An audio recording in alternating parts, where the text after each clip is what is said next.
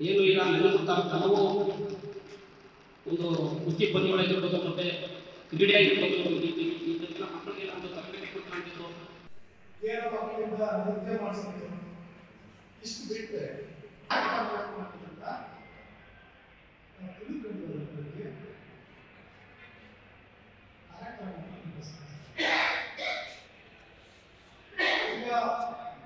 ಕ್ರೀಡೆ ಸಾಹಿತ್ಯ ಕ್ಷೇತ್ರ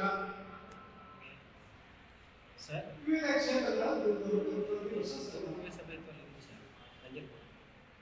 ಇವತ್ತು ಸಹ ಸ್ವಾತಂತ್ರ್ಯಕ್ಕೋಸ್ಕರ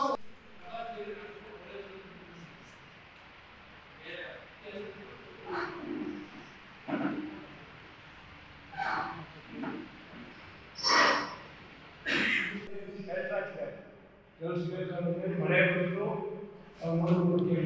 ಒಳ್ಳೆ ಶರ್ಟ್ ಇದೆ ಕಾಲೇಜ್ ಒಳ್ಳೆ ಶರ್ಟ್ ಇದೆ ಬಂದೆ ಮತ್ತೆ ವೇದಿಕೆ ಇದೆ ಬಹಳ ಚೆನ್ನಾಗಿ ರಾಜಶೇಖರನಿಗೆ ಪ್ರಸನ್ನ ಅಂತ ಅವ್ರು ಸುಮಾರು 67 ಕೃತಿಗಳು ಮಾಡಿ ಮತ್ತು ಹಾಸ್ಟೆಲ್ ಮಕ್ಕಳಿಗೆ ಮತ್ತೆ ಸ್ಟೂಡೆಂಟ್ಗಳಿಗೆ ಒಂದು ತರಬೇತಿ ಕೊಡುವಂಥ ಕಾರ್ಯಕ್ರಮ ಮಾಡ್ತಿದ್ದಾರೆ. ಅವ್ರಿಗೂ ಒಂದು ಸನ್ಮಾನ ಮಾಡತಕ್ಕಂಥ ಅಂತ ಹೇಳ್ಬೋದು. ಬೆಳಿಗ್ಗೆ ಟೈಮು ನಾಳೆ ಧ್ವಜವಂದನೆ ಸ್ವೀಕಾರ ಮಾಡ್ತೀನಿ ಸರ್.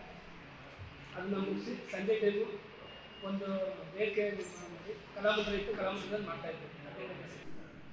ಅದ್ರ ಬಗ್ಗೆ ಚರ್ಚೆ ಆಗಿದೆ.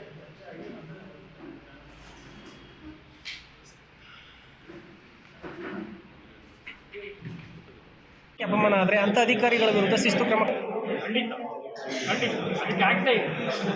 ಆಗ್ತಾ ಕಾನೂನೇ ಇದೆ. ಅದನ್ನ ಕಾನೂನು ಏನು ಅವಕಾಶ ಯಾಕಂದರೆ ಕಳೆದ ಬಾರಿ ಈಗ ಹೊರಳವಾಡಿ ಗ್ರಾಮ ಪಂಚಾಯತಿಲಿ ಉಲ್ಟಾ ಪಲ್ಟಾ ಹರಿತು.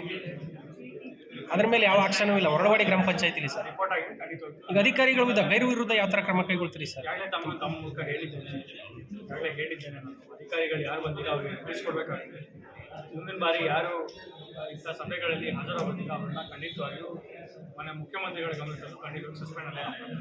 Thank you sir.